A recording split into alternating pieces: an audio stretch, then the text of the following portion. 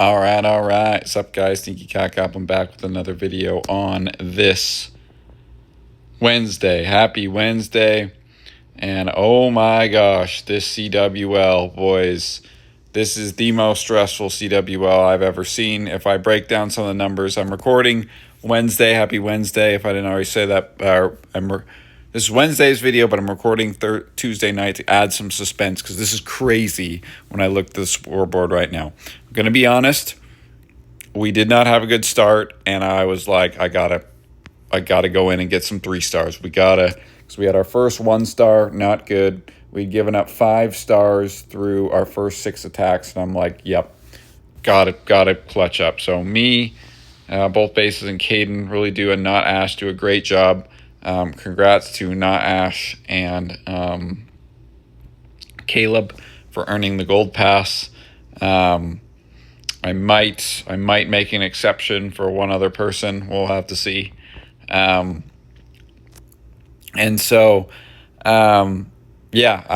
just had to build some momentum. So I just went in.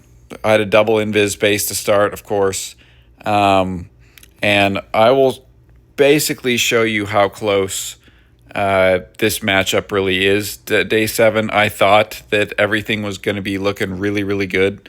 And then we did not have a very good close to day 6. Like, I thought we were going to put up like 44, an insane amount, and it'd be over. Nope, it's not over. Not even close. So this attack here, funnel is great and everything. But these ice golems just kind of get stuck, and the king gets stuck, and I'm like, there's a wasted ability right there. Now, the only benefit of it, though, was the fact that it popped the invis tower. In fact, that was a massive benefit because it would have popped it right now, and it would have pushed it around it. Who knows what would have happened if it wouldn't have popped it, because it was not looking very good until this point. Once I saw this point, I was able to get to the core, and my main base did a pretty good job this CWL. In fact, I went perfect except for 1%. Now, the stressful attack comes from the second base. And I have been fairly clean. I had a couple fails, one-time fail. Yesterday was just a bonehead mistake, and I did make the bonehead mistake. But look at that timer, and look when I spun that Royal Champ.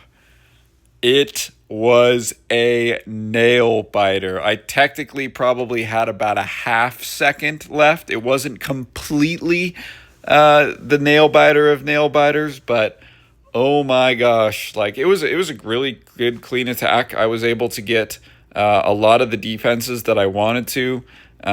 Swooped her up at a great time. Created a great funnel. I don't have the magic mirror on this, so I use the arrow with the giant to get things rolling. And this funnel is great. I took out all the clan castle troops, get things rolling. Just the double poisons really do slow things down. Opened up the base really well with the king ability there, and we get the Count Hall down. And honestly, I'm thinking, no problem. Like, we got this. Like, queen ability or the royal champ ability is lifted. I put the rage there. Probably not the best spot for the rage. The royal champ gets healed up. But now I'm sitting like 30 seconds left here. Like, the king and queen are just kind of chilling over here. I still have the minion prince who's just barreling down on this, the double cannon, and I'm like, oh God, like, this is not good. With 20 seconds left, I'm like, honestly, I might fail this, which would be an absolute disaster.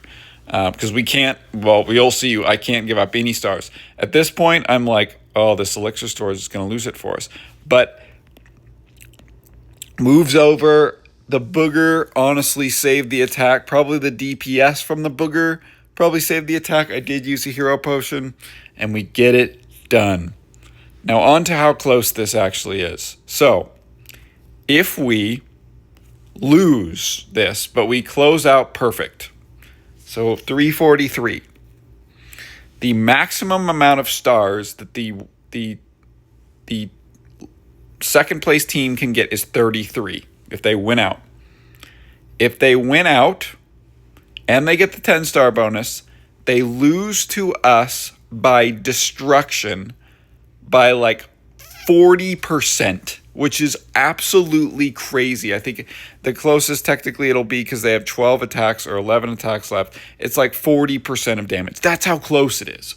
Now, they have a lot of attacks to go, but when they went off against us, their initial attacks were garbage. Their first 6 attacks were garbage, and then they finished perfect.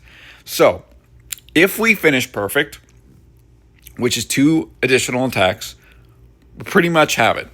Don't have to worry about it. In fact, we lock it in. We're guaranteed to win it.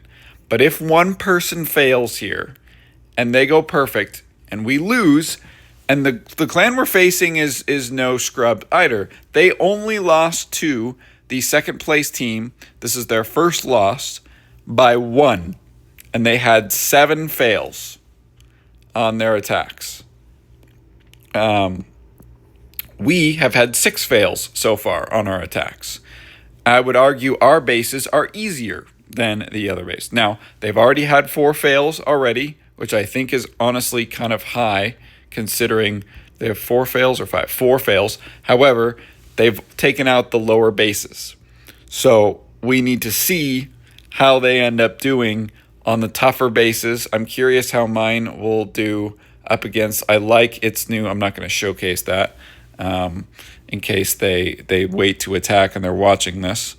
But yeah, this is going to come down to the wire, and honestly, it shouldn't have. We really didn't do very well. We had a really good middle stretch here. We had a rough second and third day, like really rough, I'd say. This one, like if we put up 39, it will be respectable. It will be good enough. But it would have been nice to put up 40, close them out. But it's so close, guys. It is so close. So, wanted to leave some suspension. Obviously, if we get it, you'll know on Thursday. But I will leave the suspense open just to see. I mean, it's not over yet by any means. Obviously, we need people to make sure they get their attacks in as well. I'd love for us to go perfect. We could close them out and win. However, it's still a possibility that they close really well. They've had some really good attacks. And yeah, so we shall see. Let me know how your CWL is finishing up. This is so stressful, but pretty cool nonetheless. Excited to see our result. Please like, comment, subscribe, and peace.